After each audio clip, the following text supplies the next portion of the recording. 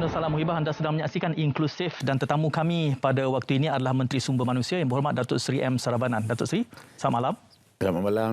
Terima kasih kerana hadir. Salam sejahtera Tuan Syed. Terima kasih kerana hadir ke Inklusif.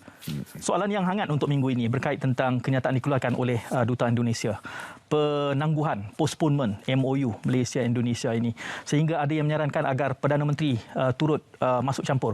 Apa isu sebenar di belakang tabir, Datuk Seri? Saya lihat kita dah sampai satu tahap yang di mana segala permintaan daripada pihak Jakarta telah pun diselesaikan. Dua isu pertama yang telah dibangkitkan di peringkat awal adalah satu mengenai one made one task, di mana Jakarta telah mencadangkan seorang metu pekerja domestik hanya boleh buat sesuatu kerja tertentu. Okay. Kalau saya ikut permintaan Jakarta, mungkin setiap isi rumah kita kena perlu ada 5 atau 6 maid. Maka kita telah bincang, telah memperhalusi, akhirnya bersetuju keluarga yang berada dalam lebih kurang lingkungan 6 ahli keluarga akan adakan satu maid. So, mana-mana isi rumah lebih daripada 6 orang akan menggunakan lebih daripada satu maid. Itu adalah dari segi one maid one task. Kedua, mereka telah bangkitkan isu gaji minimum 1,500. Saya telah membangkitkan isu perundangan di mana gaji minimum di Malaysia hanya 1,200 buat masa ni. Saya tidak boleh bayar lebih daripada 1,200, tetapi mereka telah cuba banding dengan gaji yang diperolehi maid Filipino, lebih kurang 1,600. Tetapi perbezaan adalah maid Filipino tiada sebarang MOU di antara Malaysia dengan Filipino, tetapi dengan Jakarta kita memang ada MOU. Dan akhirnya kita bersetuju di mana daripada menggunakan perkataan gaji minimum, kita kata gaji permulaan, gaji bermula daripada 1,200 terpulang kepada pihak majikan sekiranya mereka nak bayar lebih. Selain daripada itu, isu ketiga yang telah dibangkitkan adalah mengenai menggunakan portal yang sedia ada, made online, di mana ketiga-tiga ini telah dipersetujui.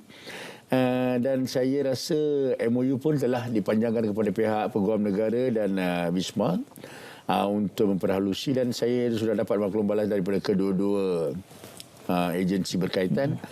Dan hari ini saya dimaklumkan oleh Yang Amat Berhormat Perdana Menteri bahawa yang di-Pertuan Agong sendiri telah membangkitkan mengenai isu ini, dan Yang Amat Berhormat dan Jabatan Jemaah Menteri telah mengarahkan saya supaya mempercepatkan MOU. Maka saya telah memaklumkan kepada rakan seperjuangan saya di Jakarta bahawa Jemaah Menteri telah sebulan suara telah bersetuju untuk meneruskan MOU.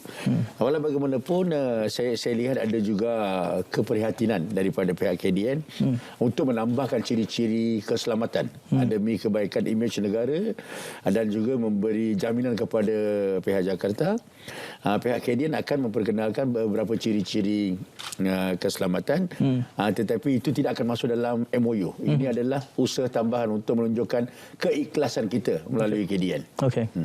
Jadi ada jangkaannya bila MOU ini akan dimaterai selepas isu-isu ini dapat ditangani? Saya tak mengikut pendirian kita, semuanya sudah diselesai.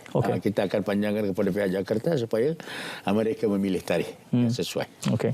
Datuk Seri, kenyataan dikeluarkan bahawa kemasukan 10,000 dalam bulan Februari untuk menangani masalah kekurangan buruh. Tapi jumlah ini sebenarnya terlalu kecil berbandingkan keperluan semasa. Apa solusi jangka panjangnya? Saya telah, ini adalah kebetulannya cadangan ataupun pandangan daripada Kuala Lumpur, di mana apabila saya bincang dengan Ibu Ida menyatakan walaupun mereka minta gaji 1,500, saya syorkan kita gunakan perkataan bermula daripada 1,200, mungkin majikan akan sanggup bayar 1,500.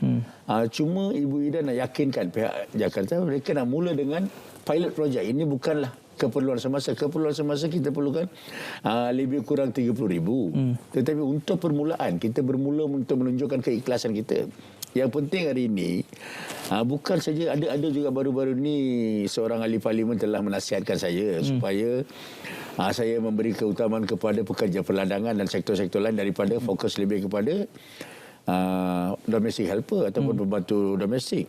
Kebetulannya bukanlah saya semata-matanya nak kerja untuk menandatangani MOU untuk domestic helper. Kebetulannya pihak kerja telah mensyaratkan supaya MOU ini ditandatangani sebelum pekerja-pekerja sektor lain dibawa masuk ke dalam negara. Ini adalah syarat yang ditetapkan oleh pihak Jakarta, maka saya perlu memperhalusi MOU ni.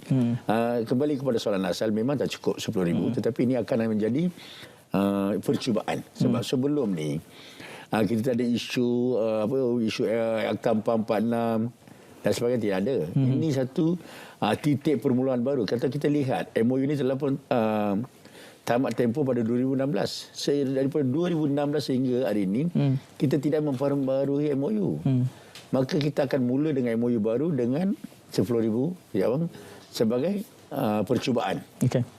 Datuk Seri, banyak kita menumpu kepada kemasukan buruh dari negara tetangga Indonesia. Tetapi ada juga artikel yang memberikan gambaran bahawa sebenarnya dalam konteks pekerja dari Bangladesh, kita sudah punya lambakan. Sehingga kan Transparency International mengaitkan adanya kartel dalam urusan ini. Apa komen balas Datuk Seri? Saya tak lihat di manakah kartel ni. Kalau kita lihat keikhlasan kita. Yang pertama kita kena faham, sektor perladangan memang mereka lebih selesa dengan pekerja daripada Bangladesh, daripada Indonesia, bukan Bangladesh. Sektor-sektor lain seperti pembinaan, pertanian dan sebagainya, mereka lebih selesa dengan Bangladesh.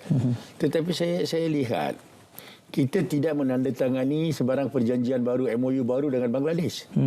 Kita cuma memperbaharui MOU yang sedia ada, sebab kita tak sempat nak untuk merancang sebarang MOU baru. Kalau memperbaharui MOU lama, dia hanya sebut 10 ejen sahaja. Tetapi kita telah mengambil inisiatif berbincang dengan pihak Bangladesh sehingga melanjutkan atau menambahkan agensi daripada 10 ke 275. Di mana 25 main agent, 250 sub agent keseluruhan. So saya tidak lihat mana diletaknya kartel tu. Yang kedua, senarai ini dibekalkan oleh pihak Bangladesh, bukan Malaysia yang menentukan. Walaupun Malaysia akan menilai daripada senarai yang dibekalkan oleh pihak Bangladesh, kita menilai dan meneliti dan memilih yang terbaik. Itu je usaha kita. Kenyataan yang dikeluarkan oleh FMM berkait tentang hal yang sama. Dalam satu majlis disebutkan bahawa kita memerlukan satu sistem, saya petik, yang boleh dipercayai, konsisten dan telus. Ini merupakan kritik kepada Kementerian Sumber Manusia? Saya kurang pasti sama ada kita sedar atau tidak sistem yang sedia ada. Sistem yang sedia ada, saya harap FMM mengkajilah apa yang saya sebut. Okay? Sistem yang sedia ada di KDN sekarang. Kemudian Sumber Manusia tiada sebarang sistem. Kita cuma kongsi sistem yang sedia ada di pihak KDN untuk melaksanakan tanggungjawab. Dan sistem yang sedia ada ni telah menerima anugerah terbaik. Anugerah terbaik melalui United Nations bahawa inilah satu sistem yang terbaik di dunia. So apa lagi sistem kita perlukan? Diiktiraf di arena antarabangsa. Ada juga pertanyaan ini digambarkan bahawa sistem kuota apakah masih dilaksanakan dalam konteks kemasukan buruh ke negara kita?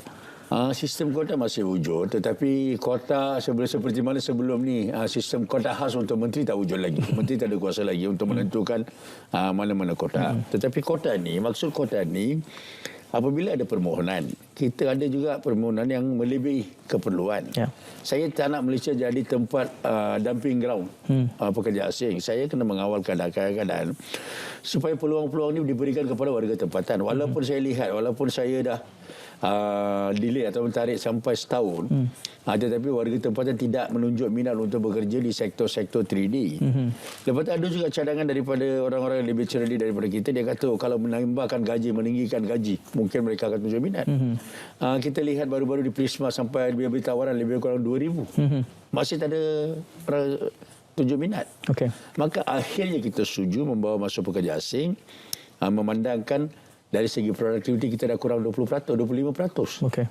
Dan kita telah negara menghadapi kerugian hanya satu sektor je, perladangan, lebih daripada 20 bilion last year. Ini satu jumlah yang besar dalam keadaan kelembapan ekonomi hari ini. Ini adalah satu jumlah besar, maka kita buat keputusan untuk membawa pekerja asing. Pada masa yang sama, kita perlu mengawal keadaan. Maka apabila ada permohonan, yang pertama, apabila kita menerima permohonan, kita semak sama ada pemohon ni layak atau tidak dari segi kedudukan ataupun taraf. maka sistem akan semak. Sistem yang sedia ada akan semak dengan LHDN, dengan SSM, immigration, semua agensi berkaitan. Sama ada mereka pernah melakukan apa-apa kesalahan atau tidak mengikut akta. Apabila mereka tidak melakukan sebarang kesalahan, maka akan dipanjangkan kepada My Future Job. Supaya permohonan ini akan ditukar menjadi iklan. Masih memberi ruang kepada warga tempatan sehingga 30 hari. Pada masa yang sama, kita akan hantar kepada agensi-agensi kawal selia. Maksudnya, apabila ada permohonan daripada perladangan, agensi kawal selia adalah Kementerian Perdagangan. Apabila adanya permintaan untuk konstruksi ataupun pembangunan, agensi kawal selia adalah CIDB dan semua agensi berkaitan akan melihat sama ada permintaan atau relevan atau tidak. Selepas itu baru dia akan pergi ke jawatan kuasa yang ditubuhkan di bawah Kementerian Sumber Malaysia yang merangkumi pegawai-pegawai kanan. Kita melihat dari segi kedudukan ekonomi syarikat, kedudukan projek-projek yang sedia ada. Mengikut Akta 446, syarikat minta 1,000 pekerja. Ada tak tempat itu boleh membekalkan tempat tinggal, penginapan yang kondusif mengikut Akta 446 untuk 1,000 orang. Selepas melihat dan mengkaji semua aspek ini, baru kita beri kebenaran. So walaupun ada syarikat minta 1,000, kita lihat tempat tinggal hanya 200 orang. Apa guna bagi 1,000 orang? Walaupun ada projek. Syarikat itu perlu meyakinkan Kementerian Sumber Malaysia bahawa mereka akan membantu. Hari ini kita lihat isu forced labour.